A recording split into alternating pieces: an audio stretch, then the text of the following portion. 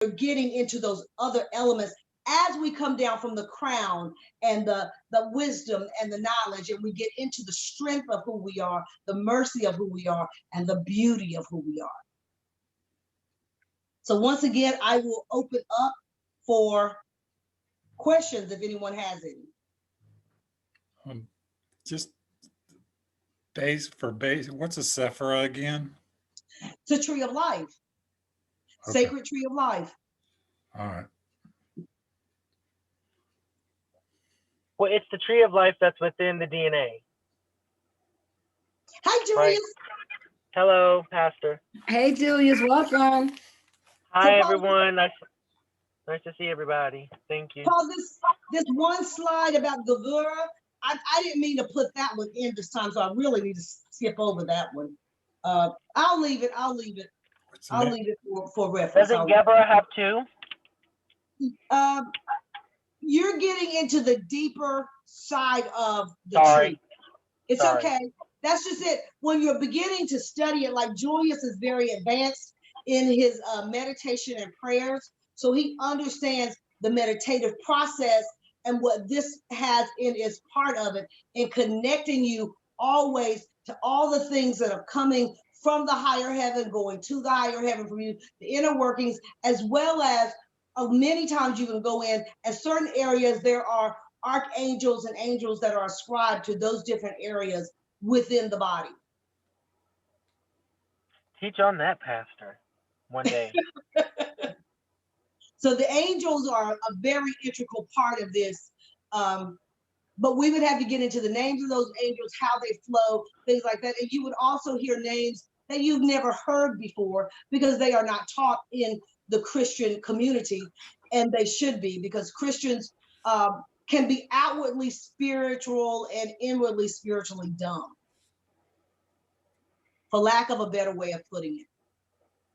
So sometimes this should be our strongest point, because we all understand we have a big celebration about the day of Pentecost when the Spirit was given and things like that. And it's all an outward celebration with no understanding of the inner things that are going on within us. So you get to hear about a high angel, that one that I had never heard of until I did this 2-year study with Antara and some of them, and that was Lord Elohim Metatron. So that is one, a high archangel that isn't spoken of in any of the texts that the Jewish people have given to us. But if you got into some of their more mystical writings, you would hear about this angel as much as you hear about Gabriel, Raphael, Michael. You would hear about this angel just as much. But for whatever reason, what was given in writings and things, he doesn't appear there. Got it. So we'll go to the next slide.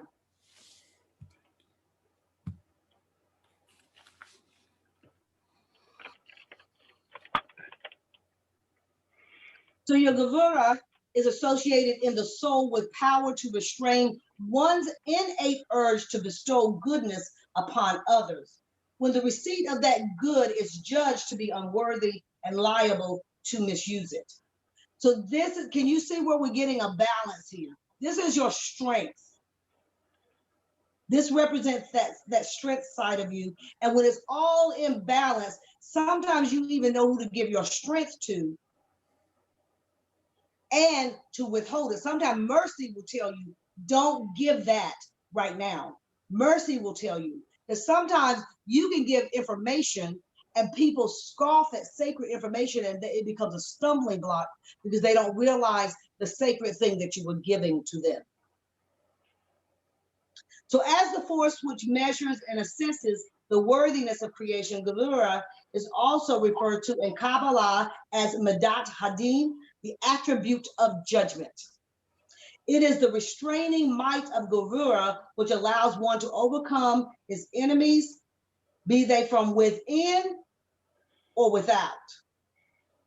So sometimes the enemy within, in my assessment, within most believers is the lack of knowledge. That means the crown isn't pulling down in a way that feeds into your wisdom and your understanding. Again, it goes back to, we start at the beauty, the temple. We start at that area as opposed to being crowned, where the God energy comes into us. I know it happened on the day of Pentecost, or you would not have had such a change and such an awakening of people. And that's another area I would point to when you look at Paul and some of the disciples talking to believers of the day, how they interacted with them. They would start saying, have you been baptized? Do you know who the Holy Spirit is? Things like that. So sometimes, somewhere, probably when we got into one of the first awakenings and things like that, we got more into the heart-centered area. I would have to go back through Christian history and do a timeline of that to make sure I could give you an idea of when those things started coming in. Because when you look, even before you had the major reformations going on with Luther and all of them, everything was very much, they could pull on the heartstrings, which is why, in certain faiths, like Catholicism was the only faith at the time. So I could go and tell the priest, my family is suffering with this, my dad's near death. And they would say, well, to make penance for your family, you have to sign, all of your family's land over, or whatever valuables you have. To me, that's very heart-centered, but at the same time, it was a misuse of the church's strength. They had nothing about heart for the church. It was a misuse of those who were in leadership. It was a misuse of their strength. And they pulled on the heart of people. It's kind of, I posted this on Facebook today too, because Monica was talking, and she said, everybody's talking about heaven. Everybody wants to go to heaven. She said, shoot, I'm gonna go to hell where it's quiet. Mm-hmm. She said, it's probably quiet in hell. I looked at her, she said, too many people. Too many people going to heaven. Say that again.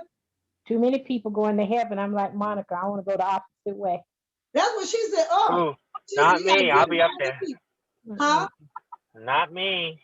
Sorry, y'all. Not me. They're just saying they want to go where it's peaceful.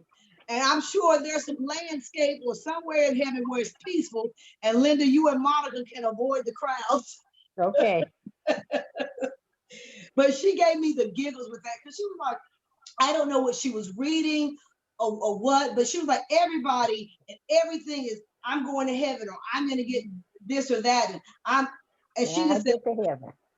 She said, it seems like you'd have more peace somewhere else.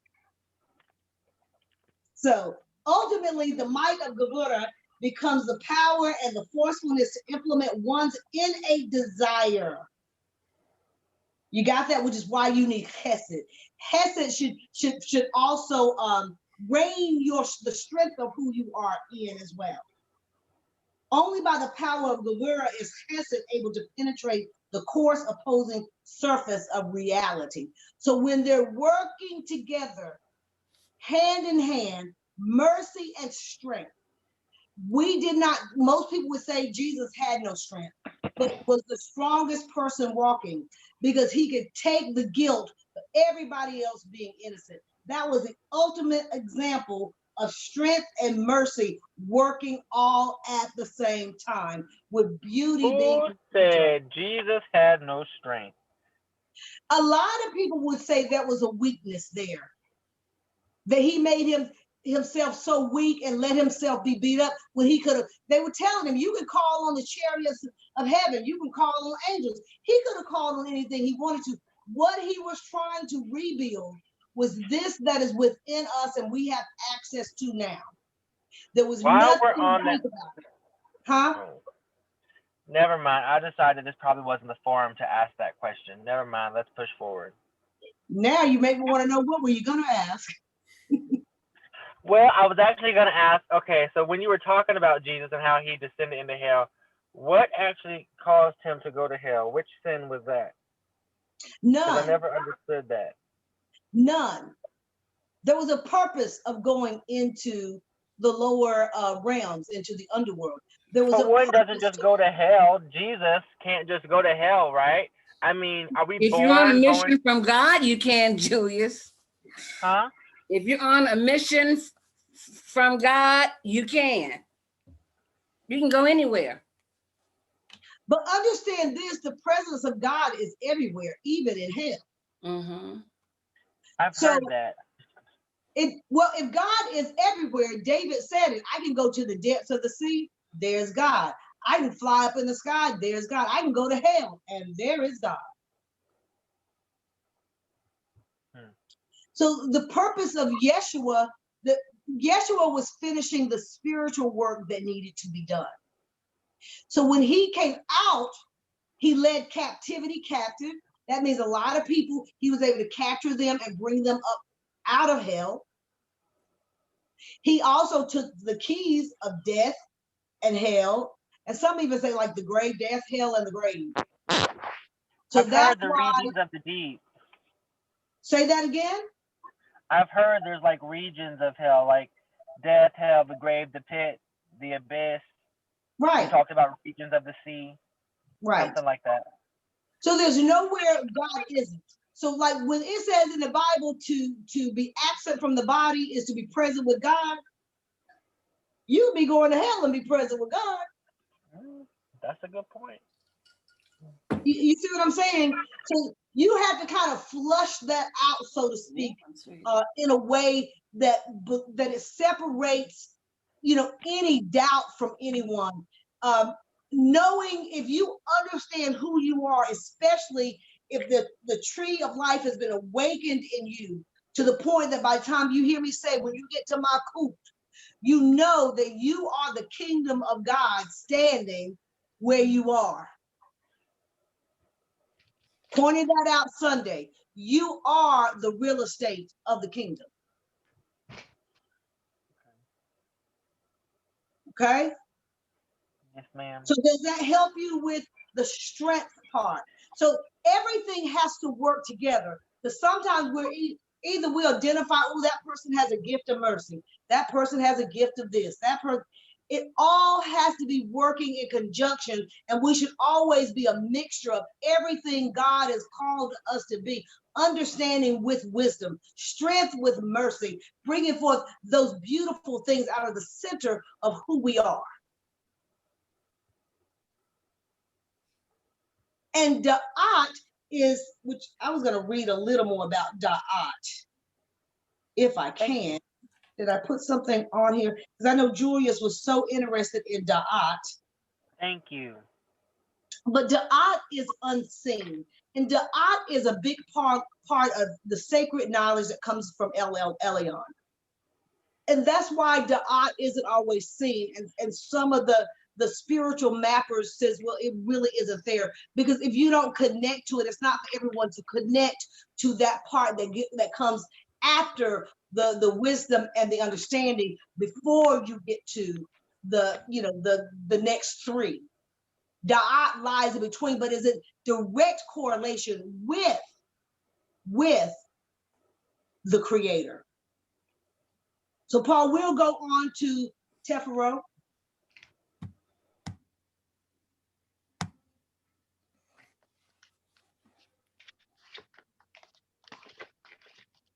So this is balance between opposites. Oh, it's taking a little minute for that to come up. Balance between opposites. The Tefero is located in the middle pillar of the tree, characterized by balance between opposites.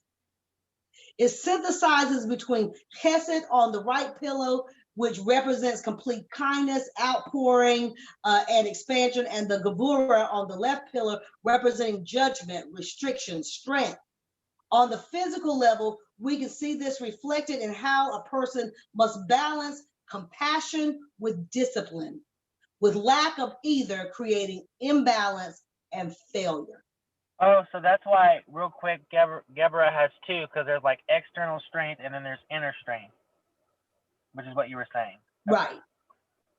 So, and there are some others as well, but, we would have to discuss that. That would take, those here who this is the first time I think I've done a lesson on this. I think this is the first time I've preached about it, but this is the first time doing a lesson on it. Oh, they're probably lost. They're probably like, well, what do you do with this? Are you guys lost? Hello? I think they signed off, Julius. Okay. Well, you know, some people who weren't with us last week might need time to actually look at the tree of life to see where all this fits in. Yeah, that's true. Well, Miss Virginia, you were here last week, right? Yes, Okay, so you understand when I explained the crown, the kether, and the understanding and the wisdom on your shoulders, and this yes. just I comes understood down. that very well. Comes down a little further with Yes, straight. it does. Okay. So, And and the I beauty. I am really lost with what you're saying from what we did last week. Okay. So what I'm doing is 3 and 3. This is the next 3. Paul, go back up to slide number 2.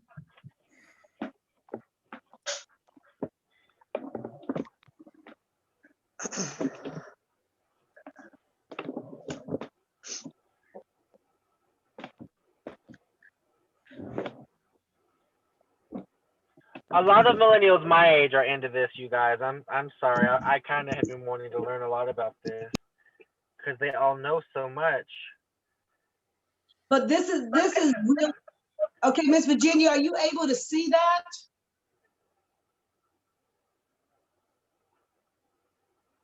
It keeps telling me. So those are the centers of the body, right? Right. So you see Kether at the very top. I put 2 on here so I could include one with Da'at. Thank you. Because you said Da'at and no one saw that. But if you look at the one that has the most color, you see the first 3, Ms. Belinda, the crown, it looks like the sun sitting there. And then you see your wisdom and your understanding. What you do is you drop down. Let's just say if you had your arms standing straight, you would drop down from your shoulders to your elbow. Excuse me. But I've seen one that has one with like the people, like a person behind it. That Right. would help so they could understand what that. I started to do that, but some of those are harder to read. So maybe I'll pull that and email it to everyone. Some of those could be harder to read. But you see that if you drop straight down, Miss Virginia, from your understanding and your wisdom, let's just say one elbow is mercy and one elbow is strength. And then you come down just a little bit in the center, and that's the beauty, that's your heart. My video has stopped. It said your microphone is on mute, your video has stopped. What did I do now? Uh-oh. Oh, I can hear that you and Julius are speaking. Okay. I can't see anything now. And I don't want to leave, and maybe I have to leave and come back in. Well, are you on your phone? Yes, I am. Okay, so you want to see the video, but you can't. You can only hear us.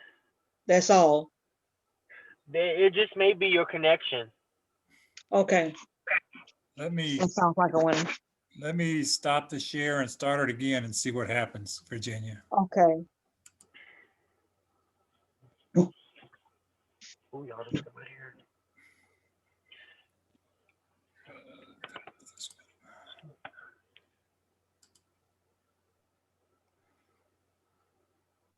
Did that help at all? She's on mute. It tells Mr. me when it's time to Can you see it now, Virginia? no. It's probably your connection. I was having problems with it earlier as well. It might be the app too, but I was having problems signing in. That's why I was late. I was actually on time, but then I had to leave my house to go to somewhere else to use their internet. So it might just be your connection.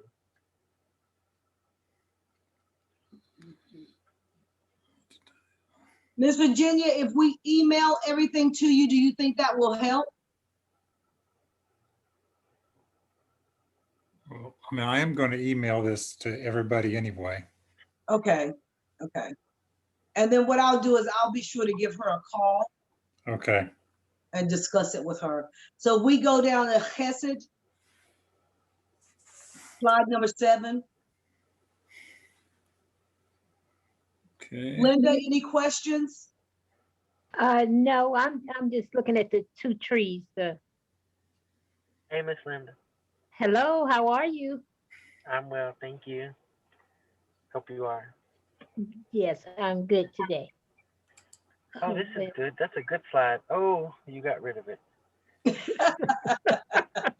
You missed that slide, huh, Julius? Yeah, that's okay. He's bringing it back so you can see it. That's where I screenshotted laid it. out everything, and you see almost like the tree, but you see the spiritual tree. And what it does is it lists out all of the different points in the tree of life. It did not include, this did not include the da'at, as you can see. It just had your crown, wisdom, understanding, mercy, victory, all of those, all the way down to Makut. So it did not, because that da'at is something I think those that have journeyed a little further in depth, they are able to encounter more of that power knowledge that is constantly fed, for lack of a better way of putting it, into the believer, the spiritual person that's seeking. It's a knowledge that's constantly fed in to those areas. So you activate the dot. You're not naturally born with it. That's a walk with through a relationship with God. There you go. Walk with that. Okay. There you go. That's awakened in you, I believe. It also will feed that area where you want to know more. I think a lot of young people are born with that hunger for knowledge of God, and that's why church going over the same thing over and over again just doesn't cut it. It's not relevant. But if you get someone that's doing anything mystical, you guys are like, whoa, because the church never goes there. We stay too surfacey for the younger generation. We have to have a social cause. So a lot of the times y'all aren't tied to anything that we can relate to. Just saying. But we can push forward. Yes. So looking at the Hesed, slide 7, Paul.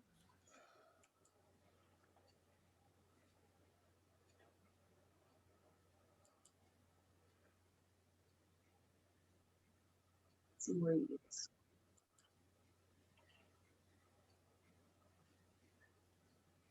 So it'd be good for you guys to get all this. I can send you some of the links that I have so you can go in and do more reading. You will see things you've never seen before and may want to call and raise a lot of questions, because I studied with a lot of Jewish mystics and things like that for years, and I'm still in touch with them. I should be able to answer some of your questions. So mercy, chesed is mercy or loving kindness. Mercy is associated in the soul with the desire to embrace all of creation and bestow upon it goodness.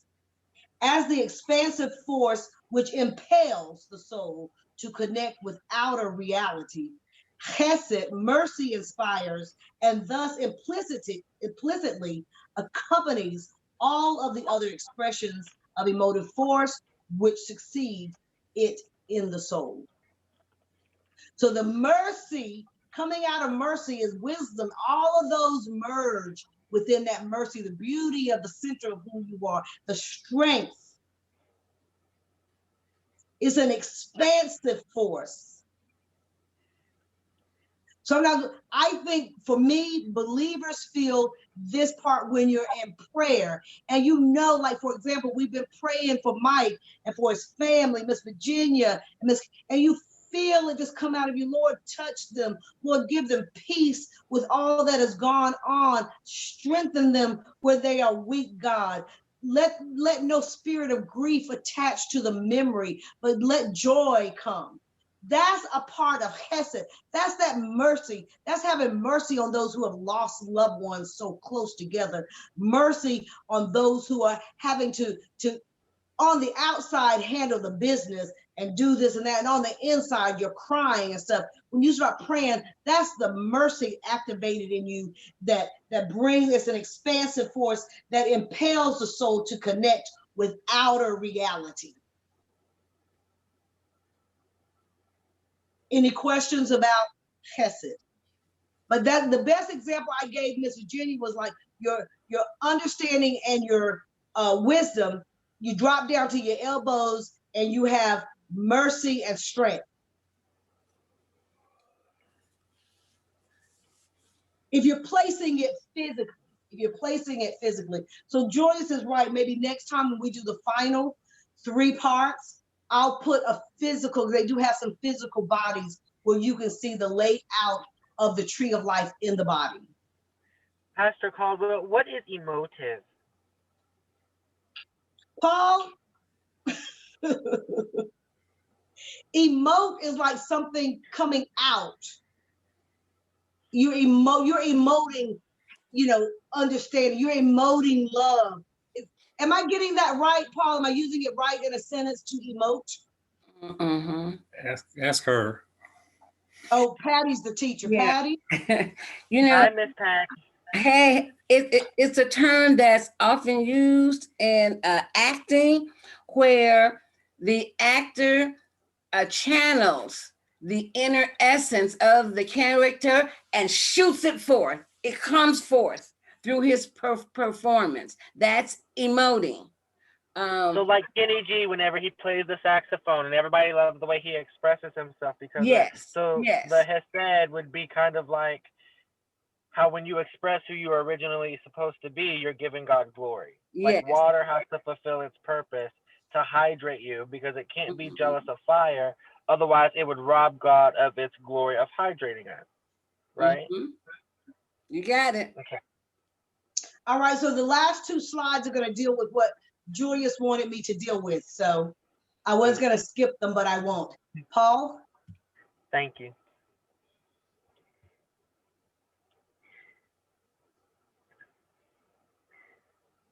So Da'at is the Sephirah of creation. It is here that the tidal forces of positive and negative come together to be used for the benefit of the physical developmental system. It is here where the polarized energy pulls forth from the abyss, I call it the unseen, and becomes manifested into forms such as your physical universe. As such, it is a very powerful and omnious place. Okay, so the keyword I saw, oh wait, it says that. So what do we talk about when we say positive and negative? Why would they come together in us? Because everything has a positive and a negative. For example, let me give you an example. One side, whether you like it or not, one side of your face kind of slumps down and one side goes up higher. It's the way energy flows, but positive and negative can come together just like light and dark used to dwell together. That is that knowledge thing that's coming together. Like some people will be like, well, I have all this knowledge with no understanding. I have all this strength with no mercy.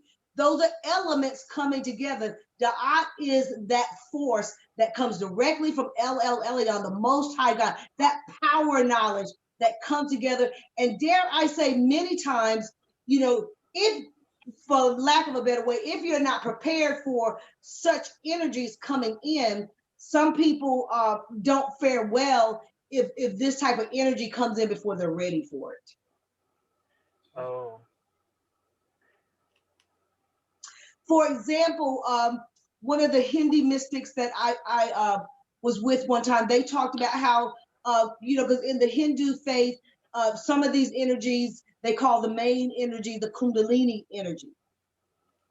So what they do sometimes is they use like electricity touching certain parts of their body to awaken a spiritual energy.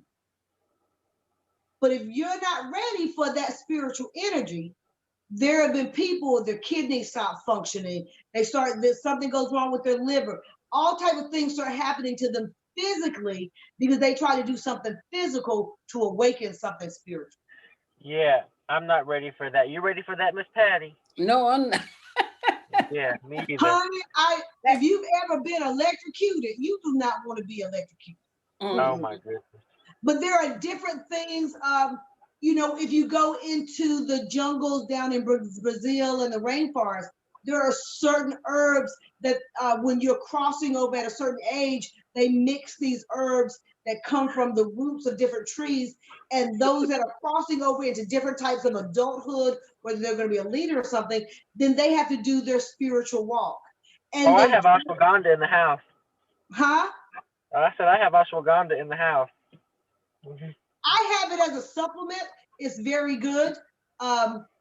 You know, it's probably not the pure stuff, but it's just very good for your energy. And those who are very spiritual, you start learning, like we'll take zinc and all this thing, but you learn to take the herbs also that have a lot of minerals and different things that keep your spiritual side strong as well. So a lot of those, the Aboriginal people and things like that, when they go on that walk, they have to drink that. And what happens is it opens up all of these areas, and they come back saying they had conversations with the trees and the different animals, and they didn't realize everything, you know, emoting an energy, a light energy from the creator, and all of those things. I'm not ready for that either. You, Miss Patty? Well, look at it this way. You know, it says it is here where the polarized energy pours forth from the abyss and becomes manifested into forms. And, you know, science tells us that when we see people, what we see is a physical manifestation of energy. Patty Kaufman, you've been holding back on me. You have experienced the Da'at. No, I mean, you know, we basically have bodies to, how can I say, centralize the energy, the spirit that is in us. All right, that's Da'at language right there. So Patty, you really got the essence of that comes like almost in the center right below your throat. That's where that energy would be. Paula's trying to strangle me. Oh, Paul. So you understand that energy. So at tonight's final slide, Paul,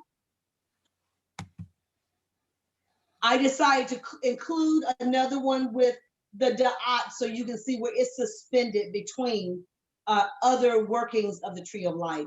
Da'at operates on two levels. The higher level referred to as Da'at Elion, higher knowledge, or Da'at Hani'i Alam, the hidden knowledge. So higher knowledge and hidden knowledge serves to secure the continuous bond between the two higher powers of intellect, Chokmah and Binah.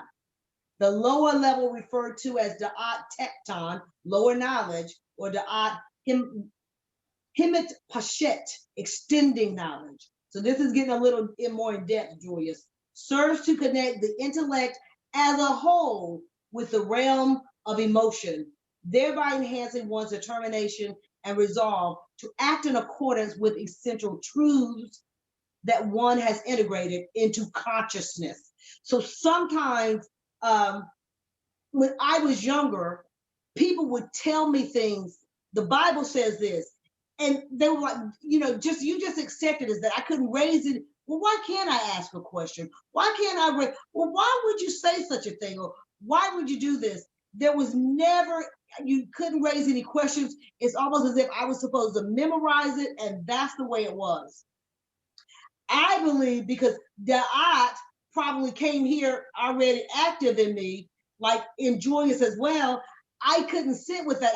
That's why I started studying. Yeah, but Miss Patty, I need your help with that, because let me tell you, I can't focus and do my work because I'm forever trying to and I don't mean to be arguing with the teacher and everyone, but you know, I don't know how to push forward with that. So What is that? help a brother out. Help a brother out, Patty. Okay. What do you need help with, Julius? Knowledge.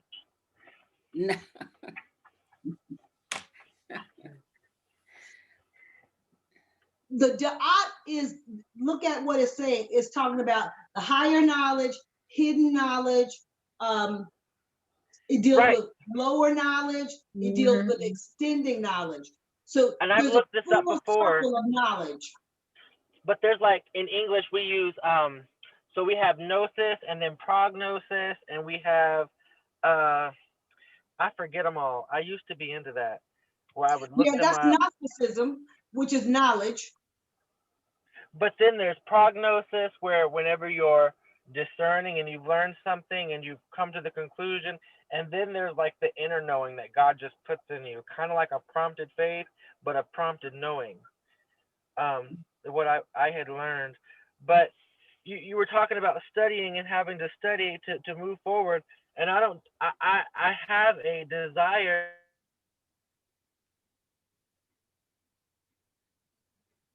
Julius, we can't hear you anymore.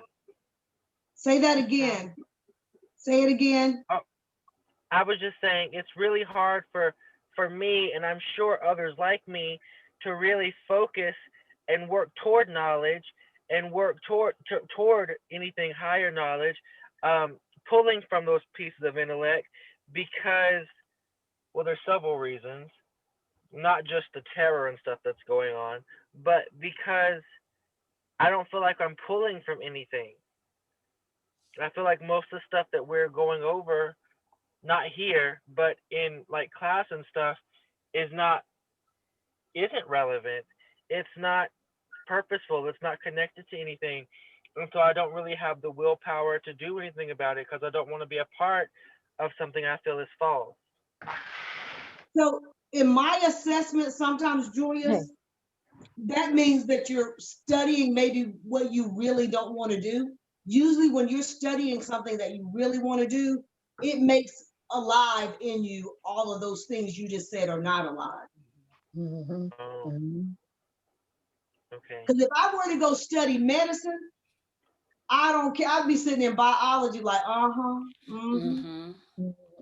But if I were to go study, Shakespeare, well, that wakens me up because I studied acting and I love the way he used the language and things like that.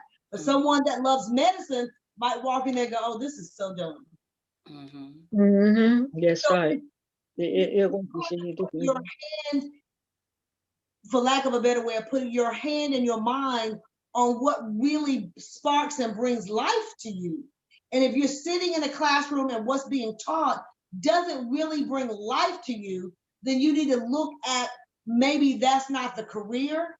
Because if you got to have that type of study to do that career, or you may want to look around and see how you can do it in a different way. That's me. So I don't know as a teacher how Patty would do that, because sometimes physically, when you don't want to do something, you can sit there, you can drink coffee, your body will shut down. But you're interested in it. You just don't want to do what they're asking because it'd be so irrelevant and unnecessary. But the thing is, Julius, and I know I have said this to you before, sometimes, to do something you never done before, you have to do something you've never done before. And sometimes submitting to a process, just like for me, I felt like years ago, why do I have to go to seminar? As the Chinese people would say, where's your mom? Why? Why do I have to go to why do I go to seminary and do all this? And then the president, well, you have to,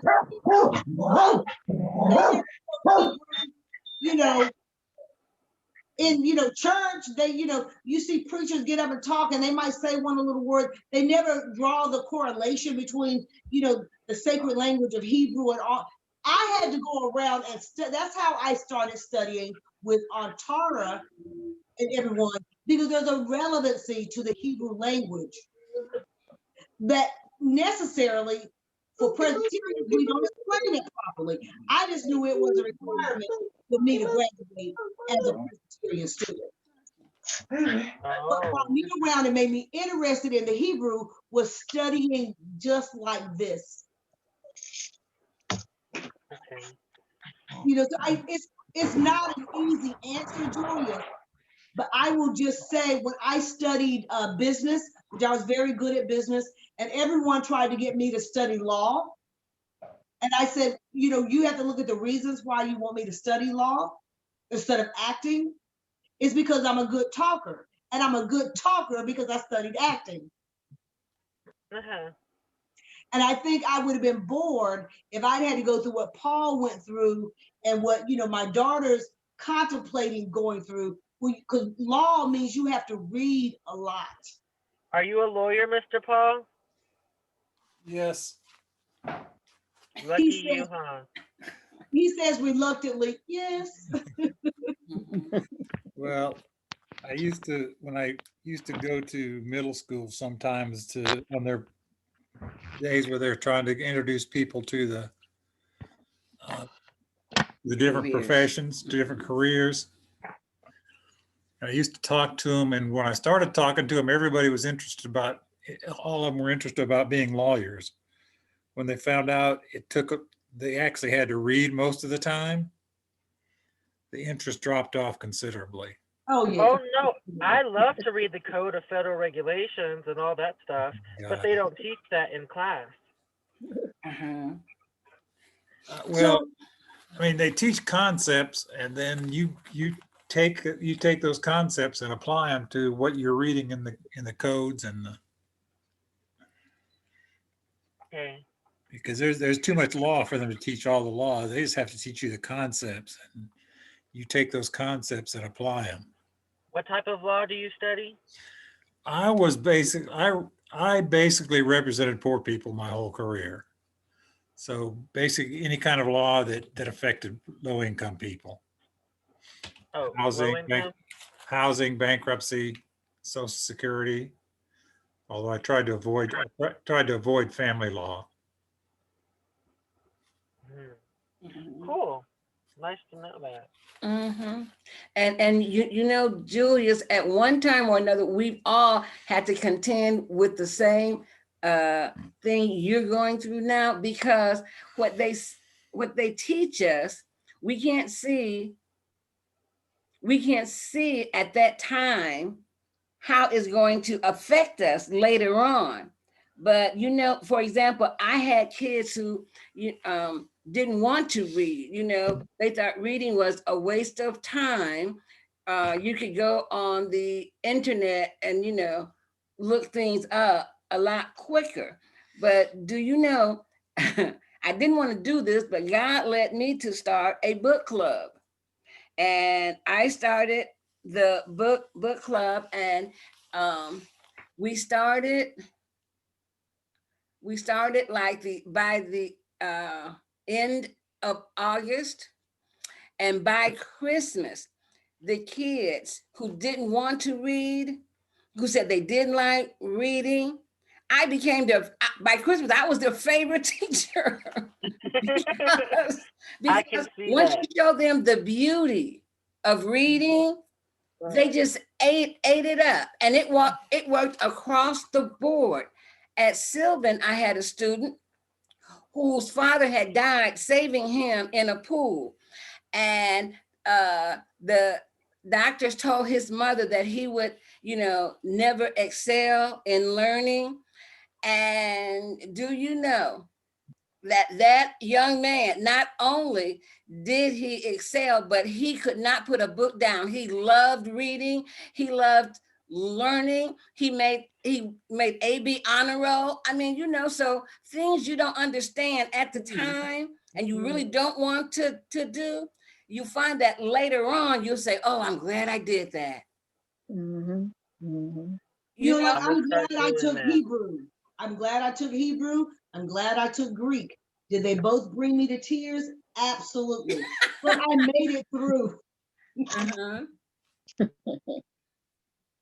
Well, I'm going to do that because I don't want to be disobedient. I want to be prosperous. So I'm going to do that. That way I can have prosperity and providence. Thank y'all for sharing that with me. Mm-hmm.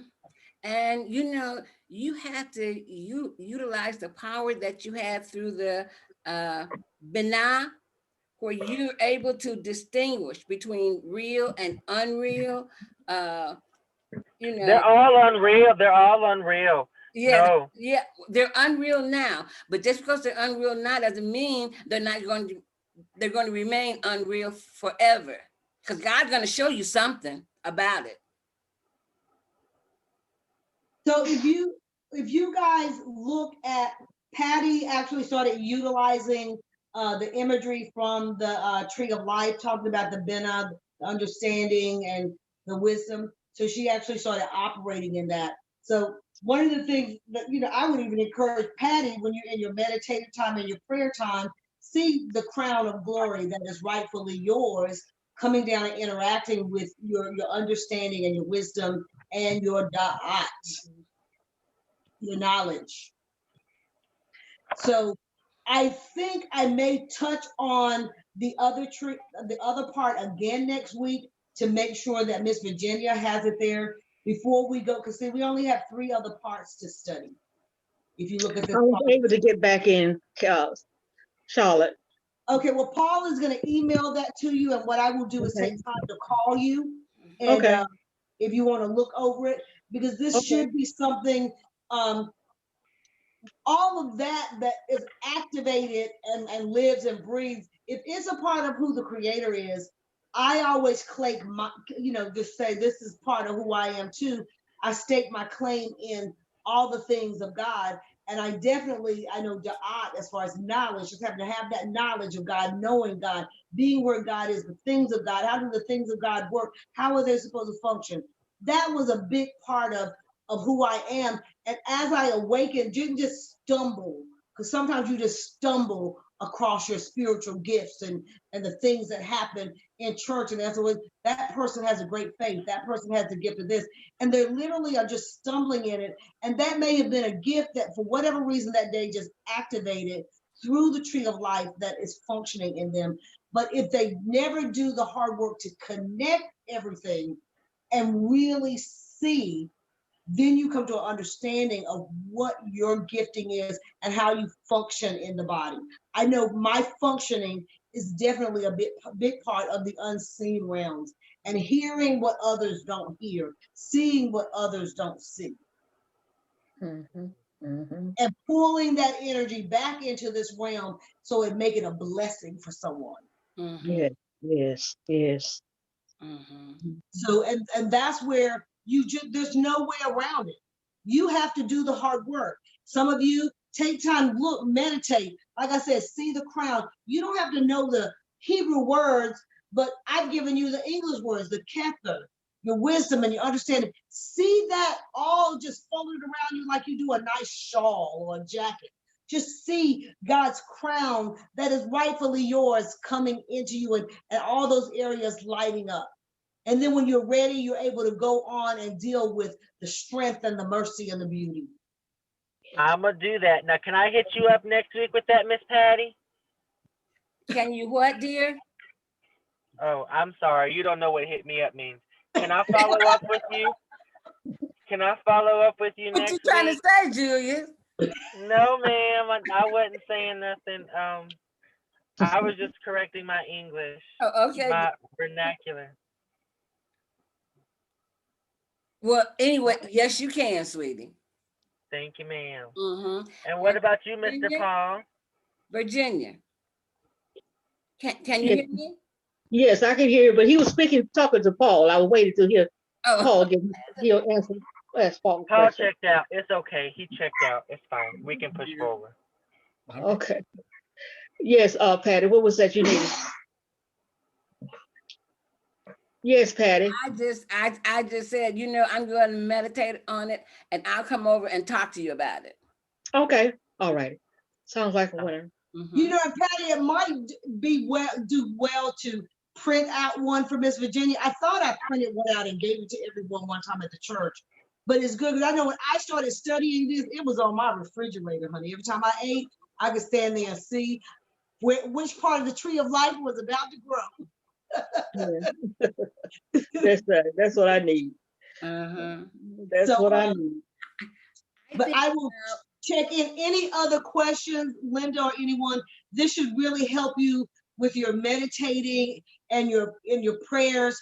It's a cognitive thing to know that the energy that God, that came from the Spirit, that indwelling and that justification and sanctification, this is all a part of what's in you.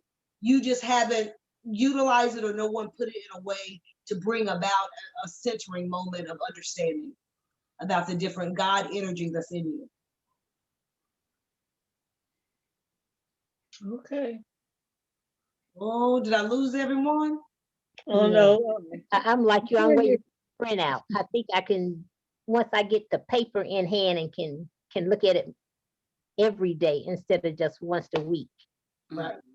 So, and Linda, like, because you're that energy of prayer, if you start to pray with this in mind, that you see the light and the crown of God coming down, and you're praying into your understanding and your wisdom that comes into knowledge. God pulls knowledge in there, so you know what you're wise about. You understand what you're wise about.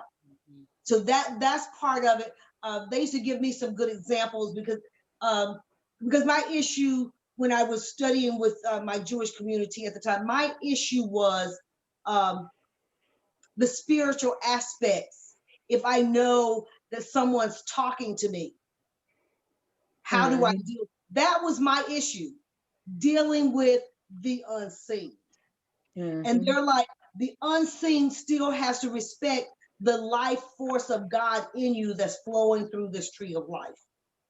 So if they don't have time to give you some understanding and wisdom of what's going on, and they're just there, then they present as a tormentor, and you have the right to cast them away. Now, you know what I did? I was like, y'all need to go home. So that was my thing when I was, talking with some of the spiritual people who really had sight in things. And then I knew the things that were awakening in me.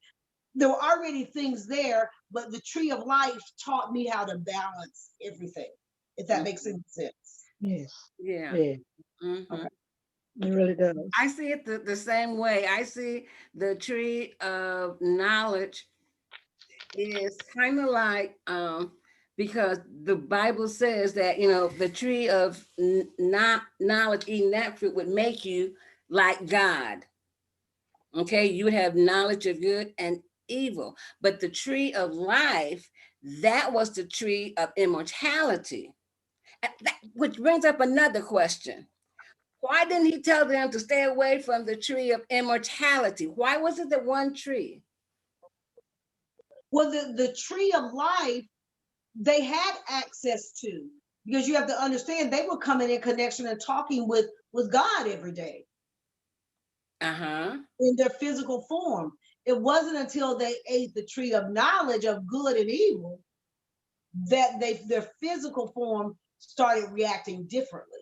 And that's why they were trying to cover themselves.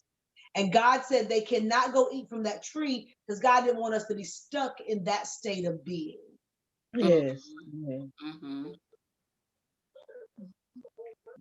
And which we are still in that state of being. So any other questions? I hope this is helping.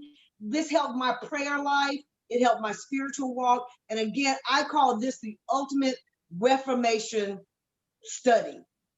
Yes. This is where reformers live. This is always those reforming natures. If you go back and you start reading the prayers and the things like that, the Westminster, all those things, you start seeing the reforming nature of the tree of life, and it grows. And then before you get it, the Scottish are writing one and somebody else, because this is just flowing, and the reforming and the moving of the church and the body is happening constantly, so much so that people begin to write in the flow of that movement. Yes. This is really helping me. So I'm very grateful that you've extended, or the church has extended me to be a part of the community, so I can really feed my spirit like this and have the mentorship from everybody. So I'm very grateful. Isn't he cute? I mean, Charlotte, when you get a chance, you can say you're gonna give me a call tomorrow.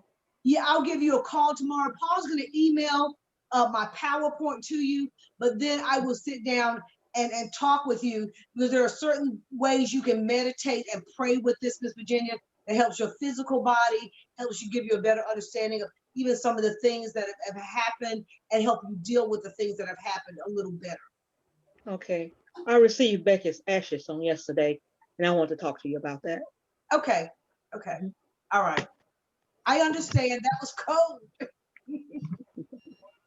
Tell Loki I said hi. Hi, Loki.